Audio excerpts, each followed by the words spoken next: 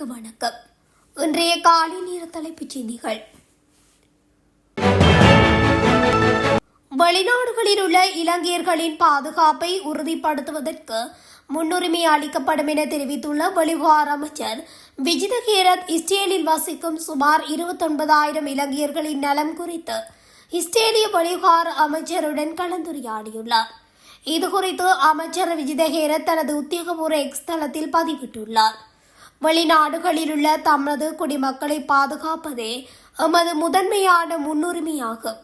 இஸ்ரேலிய வெளிவிவகார அமைச்சர் கிதியோன் சார் உடன் தொலைபேசியில் உரையாடினேன். இதன்போது இஸ்ரேலில் உள்ள 29,000க்கும் மேற்பட்ட இலங்கையர்களின் பாதுகாப்பு மற்றும் நலம் குறித்து கேட்டறிந்தேன் என குறிப்பிட்டுள்ளார்.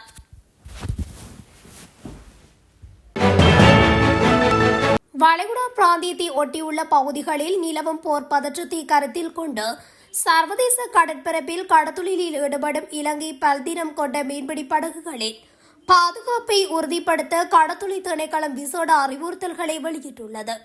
கடத்தொழில் திணைக்களத்தின் பணிப்பாளர் நாயகம் சுசந்த ஹகவத்தை இது தொடர்பாக விடுத்துள்ள முக்கிய ஆலோசனைகள் வருமாறு: கடத்தொழிலாளர்கள் கண்டிப்பாக தங்களின் பாரம்பரிய கடத்தொழில் எல்லைகளுக்குள் மாத்திரம் இருக்குமாறு கேட்டுக் கொள்ளப்படுகிறார்கள். அறிமுகமில்லாத கப்பல்கள் ராணுவ நடவடிக்கைகளில் ஈடுபடுவதாக சந்தேகிக்கப்படும் கப்பல்களை நோக்கி நகர வேண்டாம் என அறிவுறுத்தப்பட்டுள்ளது. கடலில் இருக்கும்போது ஏறிய கப்பல்களுடன் பொருட்களை பரிமாற்றிக் கொள்வதையோ அல்லது எந்த ஒரு கொடுக்கல் வாங்கல் நடவடிக்கைகளில் ஈடுபடுவதையோ முற்றிலும் தவிர்க்குமாறு கேட்டுக் கொள்ளப்பட்டுள்ளது.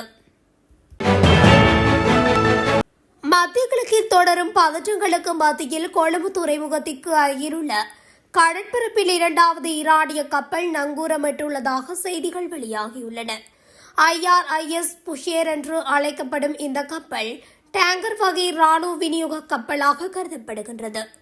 இந்த கப்பல் கொழும்பு துறைமுகத்தில் இருந்து சுமார் 12 கடல் மைல் தொலைவில் கடலில் நங்கூரமிட்டுள்ளதாக கூறப்படுகிறது. நேற்று மூழ்கியதாக கூறப்படும் IRIS தேனா கப்பலுக்கு பொருட்களை வழங்குவதற்காக இந்த IRIS புஷேர் கப்பல் வந்துள்ளதாகவும் தெரிவிக்கப்படுகின்றது. கப்பலில் கணிசமான எண்ணிக்கையிலான அதிகாரிகள் இருப்பதாகவும் தற்போது AIS அமைப்பு செயலிழக்க செய்யப்பட்டுள்ளதாக கூறப்படுகிறது. இலங்கையின் தெற்கு கடல் எல்லைக்கு அருகில் தாக்கியளிக்கப்பட்ட ஈரானிய கப்பலில் உயிரிழந்தவர்களின் சடலங்களை வைப்பதற்கு கராப்பட்டிய மருத்துவமனையில் போதிய இடமில்லை என்று அறிவிக்கப்பட்டுள்ளது. இதன் காரணமாக தற்காலிகமாக பல உடல்களை பிரேதாரைக்கு வெளியே குளிரூட்டும் செயல்முறைக்கு உட்படுத்தப்பட்டு கொள்கலன்களில் வைக்கப்பட்டுள்ளதாக தெரிவிக்கப்படுகின்றது. மணலேற்றி வந்த டிப்பர் ஒன்று சுன்னாகம் போலீஸ் பிரிவுக்குட்பட்ட சபாபதி பிள்ளை வீதியில் நேற்று காலை தடம் புரண்டுள்ளது. சட்டவிரோதமாக மணலேற்றி வந்த குறித்த டிப்பரே இவ்வாறு தடம் புரண்டது. இந்நிலையில் டிப்பர் சாரதி சுன்னாகம் போலீசாரால் கைது செய்யப்பட்டுள்ளார். கைது செய்யப்பட்ட சந்தேக நபரிடம் விசாரணைகளை மேற்கொண்ட பின்னர் அவரை மல்லாகம் நீதவான் நீதிமன்றத்தில் முற்படுத்துவதற்கான நடவடிக்கைகளை போலீசார் மேற்கொண்டு வருகின்றனர். யாழ்ப்பாணம் வட்டுக்கோட்டை போலீஸ் பிரிவுக்குட்பட்ட பல்வேறு பகுதிகளில் போலீசார் மேற்கொண்ட சுற்றி வளைப்பு நடவடிக்கையின் போது பலர் பல்வேறு போதைப் பொருட்களுடன் கைது செய்யப்பட்டுள்ளதாக தெரிவிக்கப்படுகின்றது.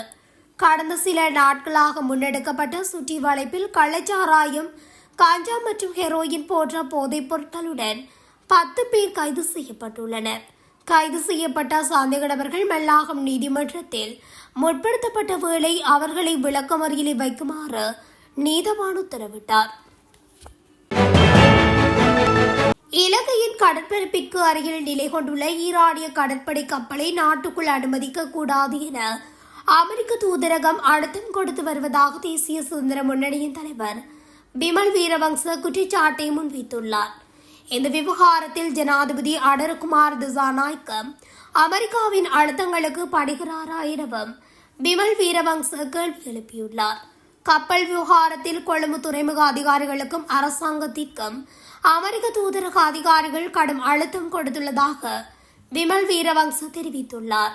குறித்த கப்பலை துறைமுகத்திற்குள் அனுமதித்தால் வான்வழி தாக்குதல் நடத்தப்படும் என அச்சுறுத்தல் விடுக்கப்பட்டுள்ளதாக அவர் பகிரங்கமாக தெரிவித்துள்ளார். இந்தியாவில் நடைபெறவுள்ள சர்வதேச ராணுவ கண்காட்சிக்கு சென்ற 3 ஈரானிய கப்பல்களில் ஒன்று தற்போது பாடந்துறை கடற்பரப்பு கப்பல் ஆழ்கடலில் நிலை கொண்டுள்ளது. இந்த கப்பல் நேற்று மாலை முதல் கொழும்பு துறைமுகத்திற்குள் நுழைய அனுமதி கோரி வருவதாக அவர் குறிப்பிட்டிருந்தார்.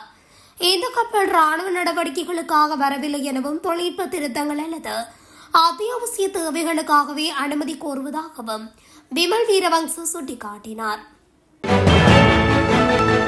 நடைபெற்று முடிந்த 2025 ஆண்டுக்கான 2026 கல்வி பொது தராதர சாதாரண தர பரீட்சை பெறுபவர்கள் ஏப்ரல் மாதம் 30ஆம் தேதிக்கு பின்னரே வெளியிடப்படும் என தகவல் வெளியாகியுள்ளது.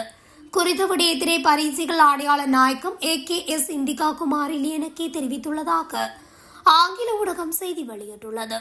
இந்த ஆண்டிற்கான விடைத்தாள் மதிப்பீட்டு பணிகள் 2 கட்டங்களாக நடைபெறவுள்ளதாக அவர் மேலும் சுட்டிக்காட்டியுள்ளார். மட்டக்களப்பு சுகாதார வைத்திய அதிகாரி பணிமனை பிரிவில் உள்ள குக்குவில் மற்றும் கோட்டாமனை பிரதேசங்களில் 18 பேர் டெங்கு மற்றும் சிக்குன்குனியா தாக்குதலுக்கு உள்ளாகி வருகின்றனர். எனவே பொதுமக்கள் வீடுகள் மற்றும் தமது வெற்று காணிகளை துப்புரவு செய்யுமாறு மட்டக்களப்பு சுகாதார வைத்திய அதிகாரி பணிமனை பணிப்பாளர் வைத்தியர் இளையதம்பி உதயகுமார் கோரிக்கை விடுத்துள்ளார். மலேசியாவிலிருந்து இலங்கைக்கு உணவுப் பொதிகள் என்ற பெயரில் கடத்தப்பட்ட 536 மில்லியன் ரூபாய் பெறுமதியான பாரிய போதைப் பொருள் தொகுதியை இலங்கை சுங்கப்பிரிவினர் கைப்பற்றியுள்ளனர். இலங்கை சுங்கப்பிரிவினரின் விசேட சோதனையில் 51 கிலோகிராம் கசீஸ், 1 கிலோகிராம் ஐஸ் போன்றன மீட்கப்பட்டுள்ளன. இவை மலேசியாவிலிருந்து இலங்கைக்கு கொழும்பு 10, 14 மற்றும் 15 ஆகிய பகுதிகளில் வசிக்கும் 4 இலங்கை பிரஜைகளின் முகவரிகளுக்கே இந்த பொதிகள் வந்துள்ளன.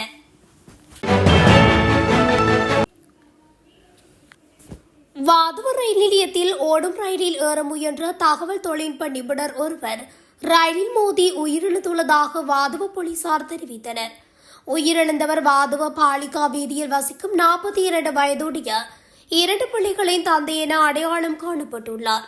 அளுட்கமவில் இருந்து மருதானை நோக்கி சென்று கொண்டிருந்த ரயிலில் நேற்று காலை வாதுவ ரயில் நிலையத்தில் நிறுத்தப்பட்டு மீண்டும் பயணத்தை தொடங்கவிருந்த போது இந்த சம்பவம் நிகழ்ந்தது.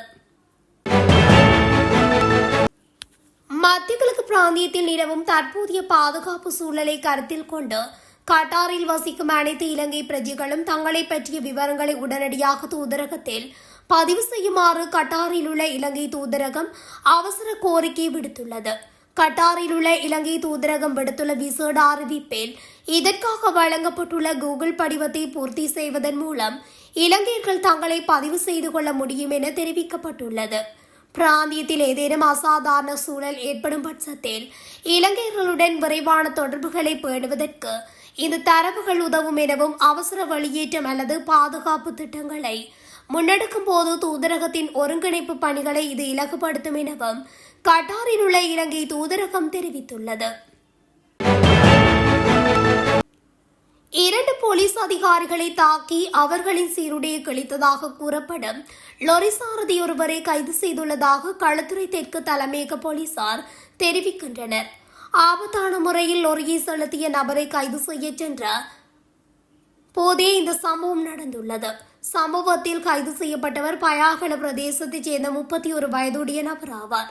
சந்தேக நபர் பலாத்தோட்ட வீதியில் இருந்து கட்டுக்குருந்த நோக்கில் லொரியை செலுத்தியதுடன் நாகட சந்தையில் உள்ள வீதி தடையில் வழிமறித்து சோதனையிட்ட போது ஏற்பட்ட பாய்தர்க்கத்தின் பின்னரே இந்த தாக்குதலை மேற்கொண்டுள்ளதாக போலீசார் குறிப்பிடுகின்றனர்.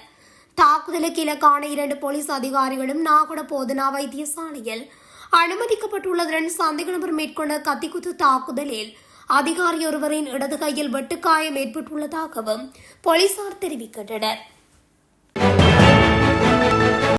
மட்டக்களப்பு கரடியனாறு பகுதியில் இருந்து சட்டவிரோதமாக ஆற்று மணல் எடுத்து சென்ற கனரக வாகனம் காவல்துறையின் உத்தரவை மீறி நிறுத்தாது தப்பியோடிய நிலையில் அதன் மீது துப்பாக்கிச் சூடு நடத்தப்பட்டுள்ளது. இந்த சம்பவம் நேற்று இடம்பெற்றதாக ஏறாவூர் காவல்துறையினர் தெரிவித்தனர்.